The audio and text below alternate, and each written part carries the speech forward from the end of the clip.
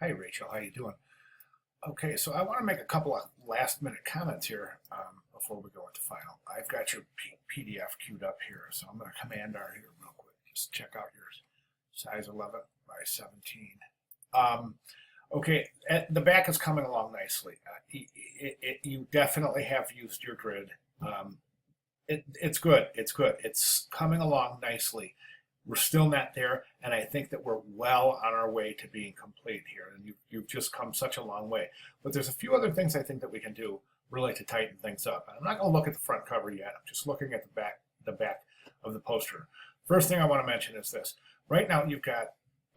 I think this piece is going to work better with the timeline on the bottom. And I think it's going to.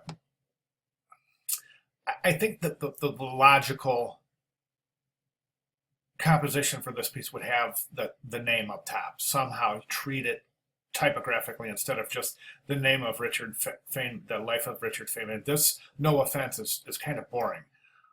Treat it as a title. I know I keep going back to these things, but they're all composed so well, and just one after the other. They're just composed so well. I just really want you to take a look at the finesse here in this typography. Okay, so back to that. That's what I'm thinking. I'm suggesting that the title up top, and maybe just some interesting treatment of his name instead of the life of. Okay, a timeline on the bottom. I don't think you need these things right here. I think they're just confusing. The timeline itself there's ways to make this an Illustrator where doesn't have these goofy curves here, and the same as on your front. That you use that wave that's kind of not regular. It kind of tilts backwards like this one right here.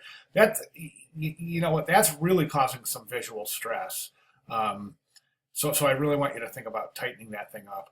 Also, as a timeline, I think it would be more interesting if you were to place points on this, so we can actually use this wave as a timeline. So you could actually use points, go chronologically on the timeline itself. So 1939.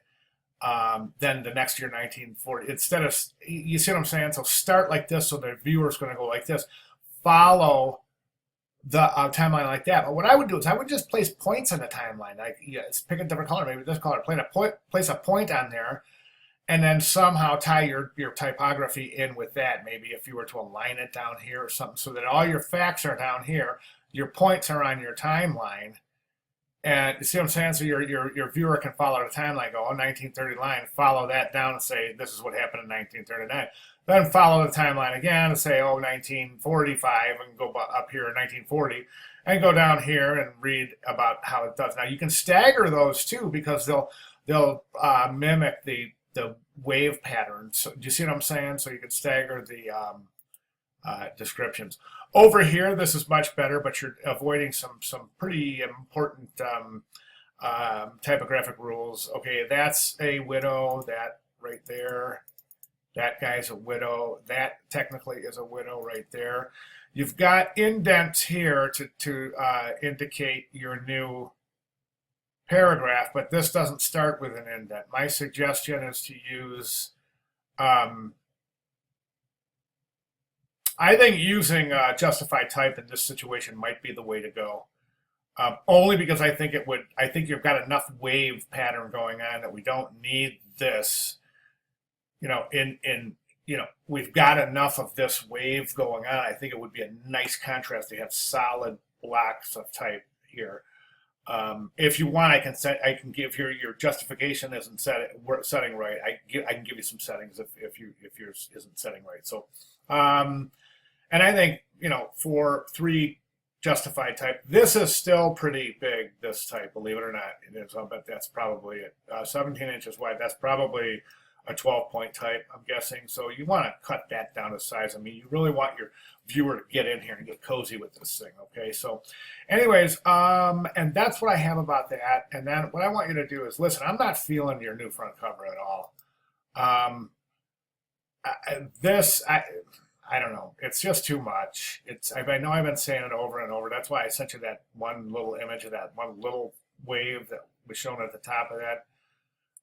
This is just too much. It's destroying the composition.